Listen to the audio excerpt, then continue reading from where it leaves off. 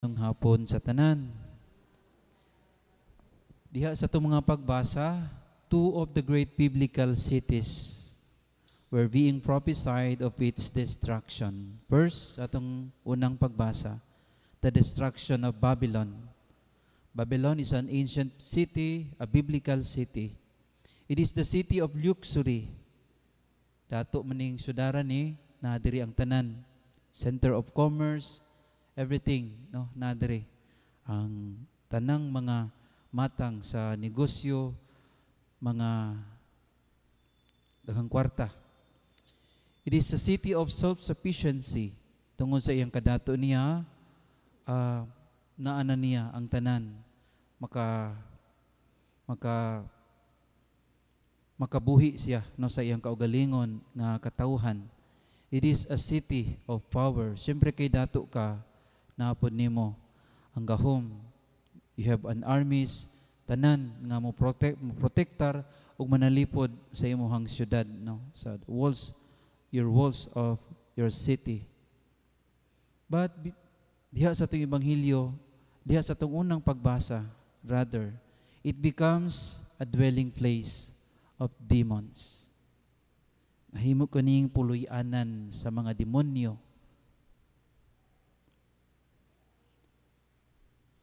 In the gospel na si Jesus, no, na nagnausab nining devastation or the destruction of Jerusalem. Kini nga prophecy nahitabo niadtong 70 AD diin ang maong syudad gilusob, no, sa mga pagan nga mga tao, and then daghan kayong mga templo ani mga panahona or being destroyed, no. Daghan ang mga nagaguba aning panahona. The city of Jerusalem was being devastated to its fullest. These destructions were caused due to its infidelity to love. Nahitabo ang maong mga kanabang prophecy sa pagkagunob ug pagkaguba aning mga syudara. Tungod kay ang mga tawo nga nagpuyo dinhi, they became, no, kanabang corrupted of love. They become unfaithful na ngadto sa Ginoo. Manang giingon, people's indifference is the best breeding ground for corruption to grow. Ang mga tawo nga nagpuyo dinhi, wala na'y pagigugma ngadto sa Ginoo, wala na'y pagtuo ngadto sa Ginoo, patuyang na lang sila sa kanang unsa makapalipay nila, patuyang na lang sila para sa ilang kaugalingon. Sumala pa sa prophecy, these cities will be trampled by pagans. Manang, the city of Babylon, giatake siya and was destroyed by pagans. Another, ang city of Jerusalem were also devastated by pagans, conquerors. Manang, nangaguba ang maong mga glorious ng mga syudad. It ended their civilization. Gigunob sila because they believe they are too proud of themselves, too sufficient of themselves, too dictator to themselves. Wala man gyupoy mulahutay din, ba? Gunubon gyud tanan, ilabay na kung tinuyo gyud nimo nga kanabang pagpaningkamon sa imong kagalingon aron mulambo ka. Kung atong lantawon, the very reason why these cities were being devastated because of this corruption na nahitabo dinhi. The love of God is being corrupted by those people who live in these particular cities. Corruption is a blasphemous way of living. It is a form of blasphemy where there is no God, but only gods of money and personal well-being. Wala na'y gugma, wala na naghari ang gugma sa Ginoo ani mga syudara, kundili ang gugma sa kwarta, ang gugma para sa kaugalingon. And by doing this so, they exploited others. Siyempre, corruption happens when we exploit others. Kikuhaan ni mong uban, aron mapadulong sa imo ha. Yung una naman ang corruption. It is a blasphemous way of living. Tungod kay, ang tao nga corrupt, walay Ginoo. Tuo juga na. Kaya kung naapa kay Ginoo, mahadlok jud kang mukuha sa butang sa imong isig ka tao. Kaya kung naapa kay Ginoo, mahadlok jud kang manghilabot sa butang nga para unta sa ubang mga tao. Si President Joe Biden said, "Corruption is a cancer that eats citizens' faith in democracy, diminish the instinct for innovation and creativity." Ang corruption daw, murag cancer. Cancer nga kanon niya. Kanang pagtuo sa mga tao sa demokrasya. When we talk about democracy, it is an expression of a freedom diha sa atong kaugalingon. The freedom that calls us to always think of others, to love each other. That is democracy. Dili lang na it's a freedom of expression. But the true meaning of democracy is, kana ba, doing what is right and doing what is the most loving thing to do para ngadto sa ubang mga tao. And corruption, and because of corruption, it is like a cancer that eats citizens' faith in democracy, diminish the instinct of innovation. Wala na diya'y kausaban, wala na'y creativity. Tungod kay, unsa pa may imong ihimo nga kausaban? Wala na may napadulong sa imo ha. Gisuyop naman sa uban. Gikuha naman sa uban. How can you dream of bag-ong Pilipinas? Kaning giingon nila. Bag-ong Pilipinas. Asa may na bag-o karon? Nindot ra ang pulong nga bag-o pero walay creativity and innovation nga nahitabo karon. But only corruptions. Pagpangawat. Personal well-being. Personal interest.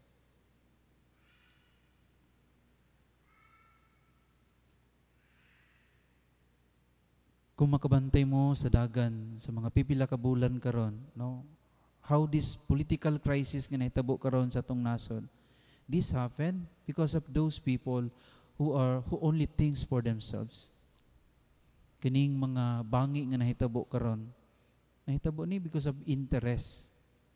Interest nga naligsan ang nasa pagagamhanan, interest pod nga naligsan pod ning nasa ubos. Nahitabo tungod kay naligsan ang tagsa-tagsa ka interest, mga interest nga gahuna-huna lamang para sa ilang kaugalingon. Munang unsa may kabag-uhan nga nahimo. Nabatay mga kabag-uhan nga nahitabo. Wala, nagadako ang utang sa Pilipinas. Tungod kay every year, imagine every year mo budget ang Pilipinas og 5 trillion. Pila ka mga presidente na ang nanglabay panahon, taman sa panahon ni Pinoy, nibiya lamang siya og 3 trillion something, ana. Daghan naman ka presidente nga diha rataman ang utang sa Pilipinas. Pero paguman ni President Duterte, 13 trillion. And I don't know karon iniguman sa administrasyon ni BBM. Mabot na po siguro pohon, mabankrupt ang Pilipinas, mo-declare og bankruptcy ang Pilipinas, ang mga tao magbayad sa utang sa Pilipinas. Tungod kay natay utang no sa World Bank, ingon na. Manang kini nga mga panghitabo karon nga kapobrehon sa tong nasod, walay kausaban mahitabo as long as naatay mga leaders na maghuna-una lamang sa ilang kaugalingong nga mga interes, kaugalingon nga mga kalipay. Anyway, ilahaman na, wala tay mahimo, tungod kay sila may naas-taas. Wala tay mahimo, tungod kay sila manas pagagamhanan. Pero I believe, dili sa tanang panahon, kanunay sila nga maghari. Because God, in the end, sa katapusan, would show His might and power over these people. They will be devastated. Manang sao man na, makakuha sila daghang kwarta, makapangurakot sila daghang kwarta. Pero itong hinumduman, kitang tanan mga matay gyud ta. Isa pag-unsa kadaghan sa kwarta nga imong makuha og makurakot, di gihapon ka ka-enjoy ana. Tungod kay kitang tanan mga matay ta. Walay dautan nga mangandoy tag daghang kwarta, walay dautan nga mangandoy ta nga mga tigom tagbahandi aning kalibutana. Pero kung giagi nato og pagpangurakot aron madaghan ang atong katigayunan, kana jay problema. Kana jay problema. Sa tinuod lang kanang kwarta nga kinawat o kinurakot, bisan pag unsa kadaghan pero dili jud nimo mabati ang kalipay sa matag piso nga imong igasto ana. Ano man, demonyo man na, kinawat man na, walay grasya bisa pag unsa kadaghan ana. Pero makabantay mo kanang inyong kwarta nga bunga sa inyong kahago, bunga sa inyong sweldo nga inigasto ninyo, di ba? Gawas nun ka sa paggasto ni ana, magawas nun ka, malipayon ka, tungod kay kabalo ka, imo nung hinaguan. Ipatuluan nimo na sa imong singot. Mas laming mo gasto og kwarta nga gikan sa imong hinaguan. Walay grasya ang kwarta bisan pag-unsa kadaghan kung kana kinurakot. Muna mag-ampo ta mga igsuon ini nga atong nasod. Mag-ampo ta kanunay sa tuang mga leaders because corruption happens everywhere. Wala lang na naitabo diha sa gobyerno, bisag sa simbahan, naapoy corruption. Bisang asa nga mga institusyon sa atong nasod na anang corruption. As long as ang tawo kanunay mangandoy para lang sa kaayuhan sa iyong kaugalingon, kalipay sa iyong kaugalingon, sumala pa, it is the breeding ground for corruption to grow. Let us pray sa usa kasing-kasing nga makontento sa mga ginagmayng butang.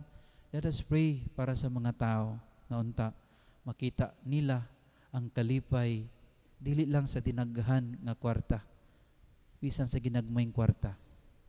Pwede man gihapon tang malipay ba?